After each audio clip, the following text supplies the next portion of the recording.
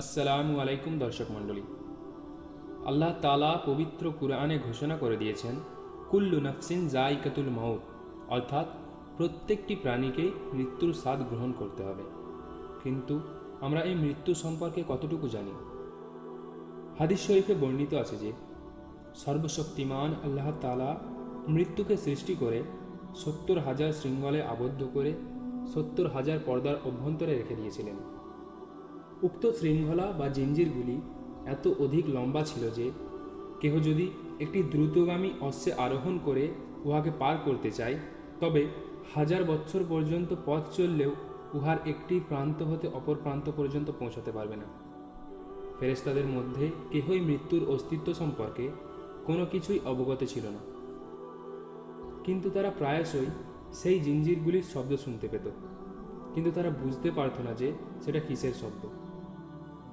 এভাবে বহুকাল কেটে যাওয়ার পর একসময় আল্লাহ তাআলা ফেরেশতাদিগকে ডেকে বললেন, হে ফেরেশতাগণ, তোমরা সকলে একত্র দাঁড়িয়ে মৃত্যুকে দর্শন করো।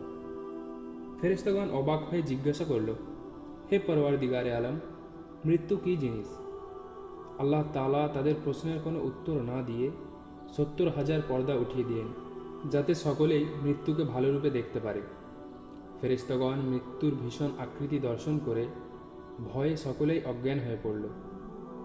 তারা ১০০০ বৎসর পর্যন্ত অজ্ঞান অবস্থায় থাকবার পর চেতনা লাভ করে পুনরায় জিজ্ঞাসা করল, হে রব্বুল ইজ্জত, ইহা অপেক্ষা বড় কোনো কিছু আছে কি? তার উত্তরে আল্লাহ তাআলা বললেন, আমিই সেটাকে সৃষ্টি করেছি, আমিই সর্বাপেক্ষা বড়। সর্বশক্তিমান আল্লাহ তাআলার এই উত্তর হতে স্পষ্ট বোঝা যায়, একমাত্র আল্লাহ তাআলা ব্যতীত মৃত্যু অপেক্ষা বড় অন্য কোনো কিছু নেই।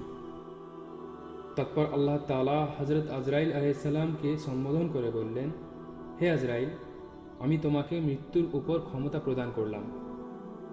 এ কথা শুনে হযরত আজরাইল আলাইহিস সালাম ভীতস্বরে ও বিশেষ বিনীতভাবে আরজ করল, হে রব্বুল ইজ্জত, আমার সাধ্য কি যে আমি এই মহাশক্তিশালী মৃত্যুকে আমার নিজের আয়ত্তে আনব?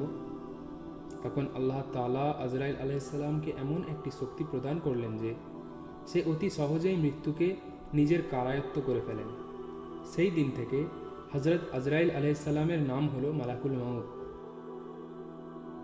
হযরত রাসূলুল্লাহ সাল্লাল্লাহু আলাইহি ওয়াসাল্লাম বলেছেন, আল্লাহ তাআলা হযরত আদম আলাইহিস সালামের দেহ তৈরি করার জন্য দুনিয়ার বিভিন্ন অংশ থেকে মাটি সংগ্রহ করার জন্য সর্বপ্রথম ইসরাফিল আলাইহিস সালামকে প্রেরণ করেন।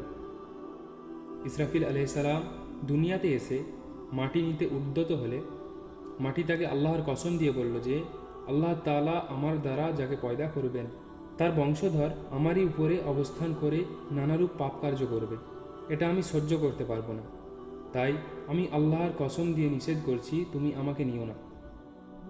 ইসরাফিল আলাইহিস সালাম একথা শুনে মাটি না নিয়ে খালি হাতে গিয়ে আল্লাহর সামনে মাটির আপত্তির কথা জানালো। তারপর আল্লাহ তাআলার আদেশে যথাক্রমে মিকাইল আলাইহিস সালাম ও জিবরাইল আলাইহিস সালাম মাটি নিতে এসে তার আপত্তি আল্লাহর কসম শ্রবণ করে খালি হাতেই ফিরে গেল। চতুর্থবারে আল্লাহ তাআলা হযরত আজরাইল আলাইহিস সালামকে পাঠালেন। আজরাইল আলাইহিস সালাম মাটি নিতে উদ্যত হলে মাটি তাকেও আগের মতোই আল্লাহর কসম দিয়ে নিষেধ করল। তা শুনে আজরাইল আলাইহিস সালাম বললেন, হে মাটি, তুমি যার কসম দিয়ে আমাকে নিষেধ করছো, আমি তার আদেশ অনুসারেই মাটি নিতে এসেছি, সুতরাং তোমার কোনরূপ কায়দা আপত্তি আমি শুনব না। তারপর সে জোরপূর্বক মাটি উঠিয়ে নিয়ে গেল।